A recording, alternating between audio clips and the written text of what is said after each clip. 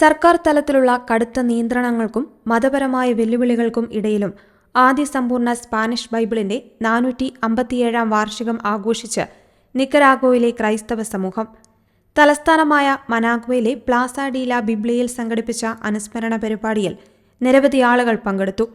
Bible കോൺഫറൻസുകൾ, പ്രാർത്ഥനാ ശുശ്രൂഷകൾ, സാംസ്കാരിക പരിപാടികൾ എന്നിവ ഇതിന്റെ ഭാഗമായി നടന്നു.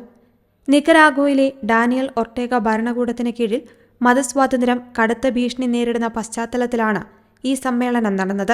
ക്രൈസ്തവ സംഘടനകളുടെയും സന്നദ്ധ സ്ഥാപനങ്ങളുടെയും നിയമപരമായ അംഗീകാരം റദ്ദാക്കൽ, സഭാ നേതാക്കൾക്കെതിരായ പീഡനങ്ങൾ, പൊതു ആരാധനാലയങ്ങൾക്ക് ഏർപ്പെടുത്തിയ നിയന്ത്രണങ്ങൾ എന്നിവ നിക്കരാഗ്വയിൽ വ്യാപകമാണെന്ന് അന്താരാഷ്ട്ര മതസ്വാതന്ത്ര്യ കമ്മീഷനും ഓപ്പൺ ഡോഴ്സ് ഉൾപ്പെടെയുള്ള സംഘടനകളും റിപ്പോർട്ട് ചെയ്തിട്ടുണ്ട്. മുൻപ് വലിയ റാലികളോടെ നടത്തിയിരുന്ന ബൈബിൾ ദിനാഘോഷങ്ങൾ നിലവിലെ രാഷ്ട്രീയ സാഹചര്യത്തിൽ കർശന നിയന്ത്രണങ്ങൾക്ക് വിധേയമായാണ് നടക്കുന്നത്. International desk, Shalom news.